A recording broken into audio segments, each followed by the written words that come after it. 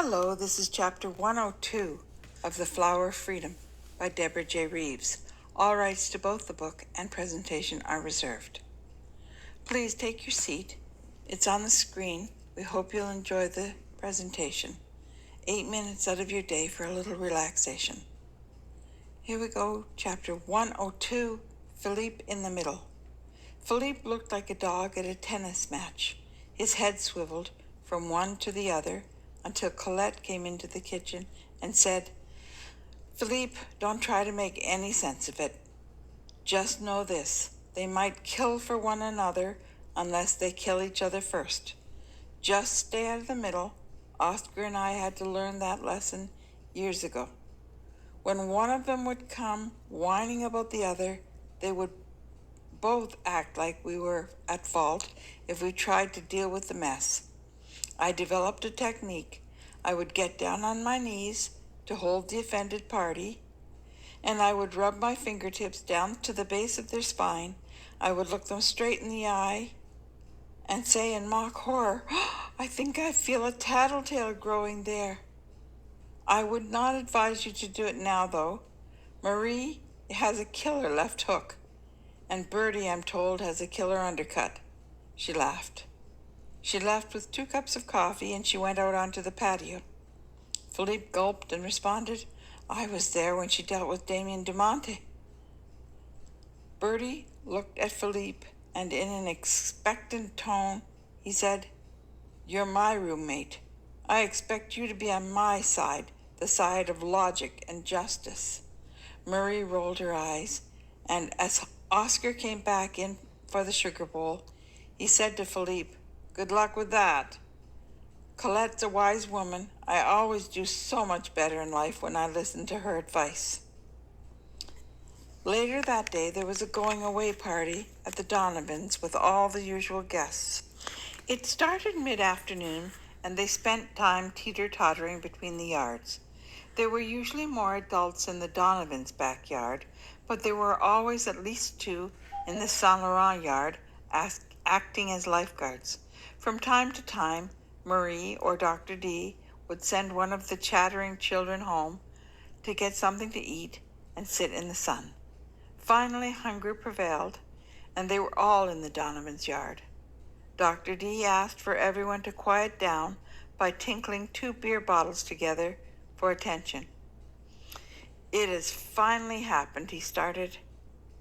"I now know that I'm getting old.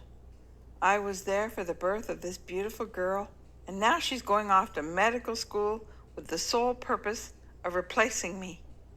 "Never!" cried out Marie. "It cannot be done," and everyone cheered their agreement.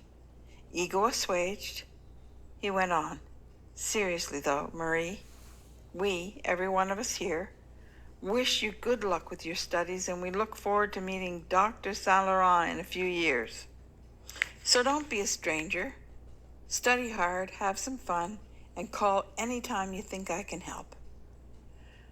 Marie was all packed to go to France, and when 10 p.m. rolled around, Oscar drove the car with Colette in the passenger seat and Marie sitting between Philippe and Bertie in the back seat. At the airport, Marie rubbed her mother's tummy, and she bent to speak to her belly button. "Be nice to Mama, little ones." And then she hugged her mother 3 times, one for each of the babies and once for herself. Then she hugged Oscar and whispered words of love and gratitude. And then she hugged Bertie, and they exchanged advice and banter.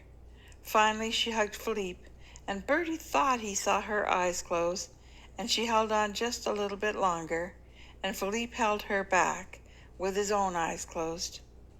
Then it was time for her to go. As they called for her to board the plane, she broke away and ran back to hug each of them one more time, and then she was off.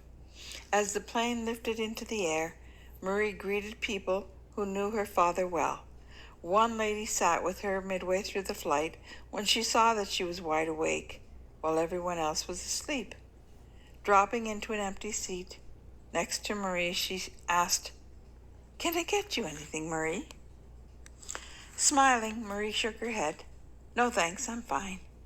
I just have a lot on my mind. Sometimes I feel torn between two worlds, the old one and the new one. Right now, though, the new world is exploding with a whole lot of newness, and I'm afraid I'll miss too much to fit in anymore. The stewardess laughed. Marie, I have flown on flights where your father was a pilot for more than 15 years now. Your father is excited about the twins, yes. Everyone here knows all about it.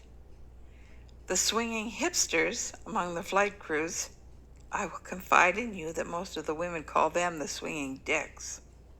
They call your father the family man. They think it's some sort of put down, but he wears it with pride. He loves your mother. He talks about you and Bertie all the time. He knows they call him that, but he wears it proudly. Oscar's a guy who really knows who he is because he's really comfortable in his own skin.